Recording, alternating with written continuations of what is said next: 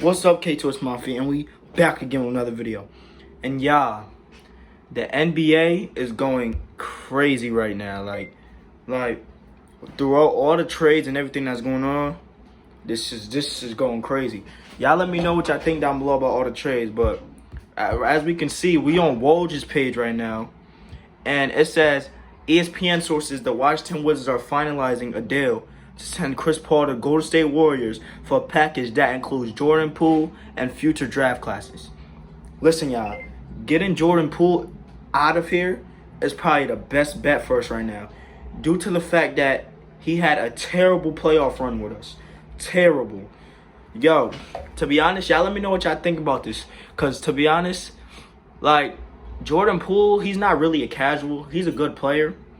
But I don't think, like, and how do y'all feel about CP3 to the Warriors? Think about it. CP3, Steph, Clay, everybody. Y'all let me know what y'all think about that. Because, to be honest, that it can definitely work. But, like, CP3's old, you know, and he's just coming off an injury. So, y'all let me know what y'all think about this. We're going to see if there's any extra clips. Yeah, we got my man Kenny. Here we're going to see what he says. What's the word, y'all? We are back. One Take Kenny is here in full effect. We just talked about Porzingis, Marcus Smart, Tyus Jones being traded for each other. And now we got Chris Paul being a Golden State Warrior.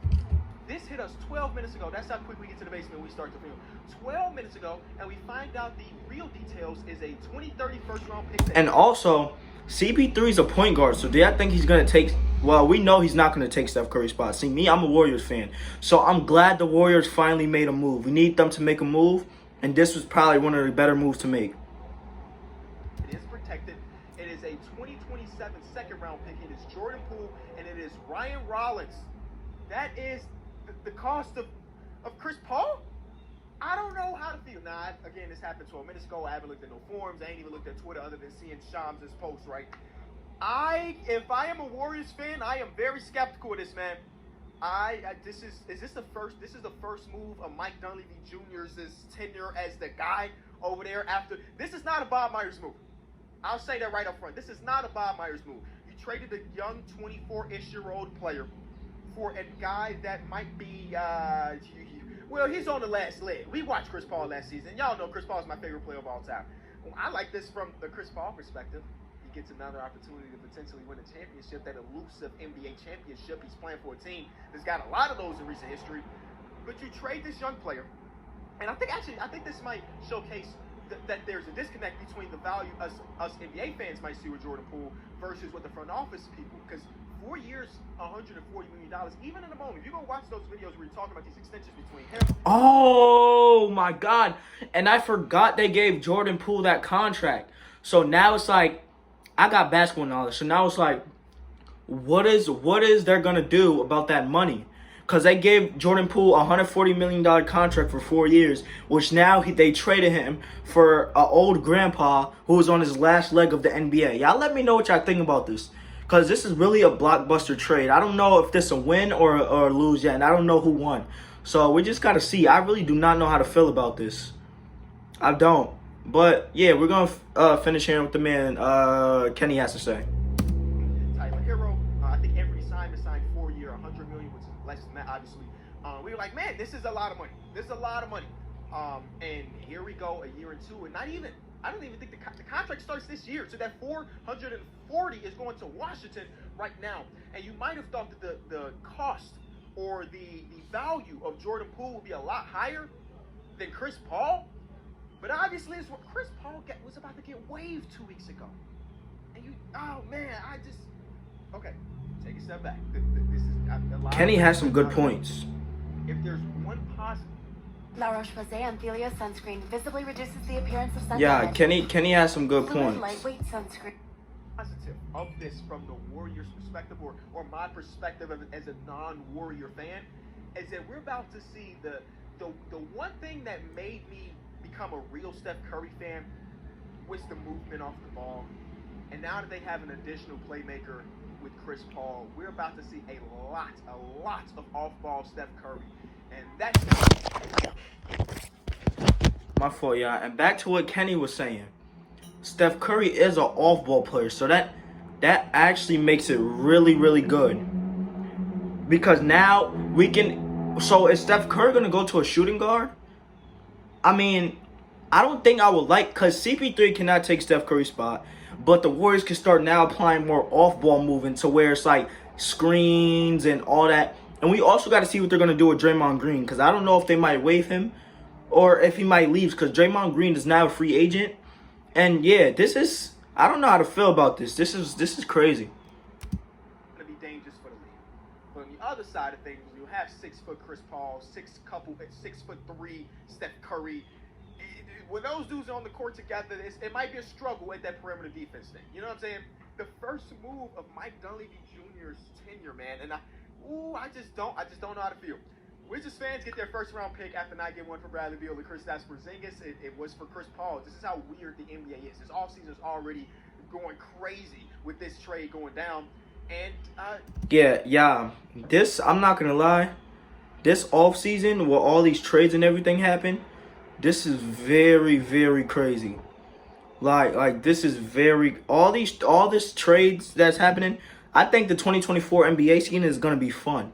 We got Kristaps Porzingis going to Boston. We got Marcus Smart going to Memphis. Now we got Poole leaving and Warriors acquiring Chris Paul. Y'all let me know down below in the comments how y'all really feel about this, because this is crazy. Now you get Jordan Poole. I'm a Wizards fan. I feel really good about this. Because it's over the next 4 years of Jordan Poole's career, there's no... And do y'all think I'm sorry for falling too much. Do y'all think Jordan Poole is going to play good on the Wizards? Real world, we about to be right back into contention. So even if it turns out to be a bad contract or Jordan Poole doesn't hit the next step that maybe you believe he could potentially do, you still got to hit a salary floor. You still got to pay people. And why not take a chance on the dude that we saw a couple years ago be really, really good? I mean, Jordan Poole is a quality NBA player with potential attached to it. And you didn't give up anything that you cared about. You were trading or waiving Chris Paul regardless, Wizards fans. So you take this in stride. Now, does this? I hope that this doesn't change their philosophy when it comes to the draft in a couple hours, because I don't want them to pass up on another guard if they believe that guard is the real deal in a couple seasons. But now we got Jordan Poole and Tyus Jones. Now what if Poole does bad? What if Chris Paul does good on the Warriors? Your eyes and let the rest fall into play, because there's no such thing as an untradeable contract, even if Jordan Poole doesn't turn out to be the player that you want him to be. I don't know how this looks. Does Chris Paul become now this super 6-man point guard in the mold of what Jordan Poole is doing coming off the bench? Because I don't see it being great to start off with all of those dudes together on the court. But if we keep the Steph Curry, Klay Thompson, Wiggins, Draymond, Lou Dog lineup, and also I think CP3 is now going to be taking Jordan Poole's spot, so he's going to be coming off the bench. So I don't think CP3 have ever came off the bench, if I'm forgetting to my knowledge, or he maybe had one or twice. But how do y'all feel about Jordan Poole coming off the bench? Because that's a big part too. I mean, not Jordan Poole, Chris Paul coming off the bench. Start off with this dope, and now we can see this third stretch of Chris Paul's career, because he's gone through a lot. He's went through the years when he was one of the best in basketball. Do not forget that he was 4th in MVP in like his 3rd year of his career. Don't you forget. I know you only remember the last couple years of Chris Paul when he ain't been all that. He was like that, and then once he ended up getting traded to OKC, I thought that was like the second portion of his career where he's more of a vet, can also still perform. Obviously, he made an all-star appearance then, and then now he might be transitioning to a dude that comes off your bench and give you high-quality minutes off the bench. But this is a high price to pay for potentially just a 1-year rental. We cannot ignore the fact that Draymond Green punched the hell out of Jordan Poole about a year or so ago. So that probably plays a part. It's like, yeah, we just want to wash our hands. And also, Chris Paul's a veteran. So now we have a couple of veteran players. Well, he's a veteran. We have a couple of veteran players, which Chris Paul's going to come off the bench, drop a solid like 10 points per game, 15 points per game if he's not injured.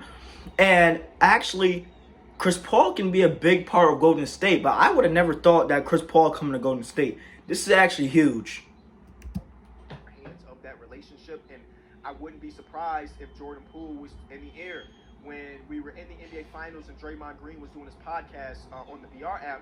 He had Steve Kerr on one of the episodes, and Steve Kerr was saying, he was praising the Denver Nuggets about all of their players buying in and not complaining about the situation. Mostly talk about how like Christian. All right, Chad, man. Let's see if anything else came up on Twitter. Let's see if anything else. Let's see if Woj posted. Kenny really covered everything. You know, that's trade is gonna be crazy. We just have to see what happens. We just have to see. The 2020 Golden State Warriors first round pick going to the Washington is top 20 protected. Sources tell PM. Warriors are sending a 2030 protected first round pick, a 2027 second rounder to the Wizards. Sources tell ESPN.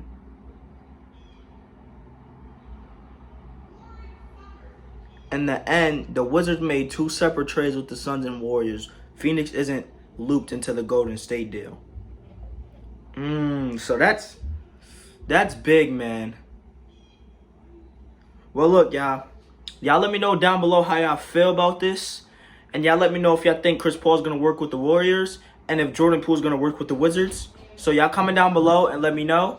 And yeah.